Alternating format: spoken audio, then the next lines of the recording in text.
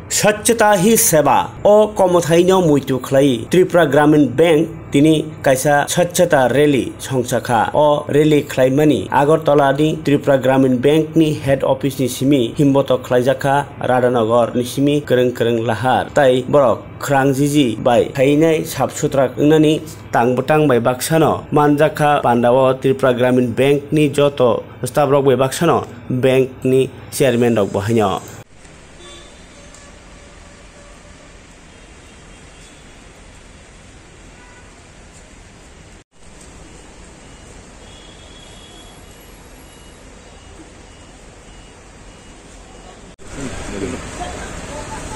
भारत सरकार के निर्देशानुसार स्वच्छता ही सेवा कार्यक्रम के तहत हम त्रिपुरा ग्रामीण बैंक के सभी स्टाफ सदस्य आज यहाँ पे इकट्ठा हुए हैं और आज हम लोग ये जो कार्यक्रम भारत सरकार के द्वारा पूरे देश में चलाया जा रहा है स्वच्छता ही सेवा का जो भाव है ये हम लोग पूरे त्रिपुरा में जो हमारे 150 ब्रांचेज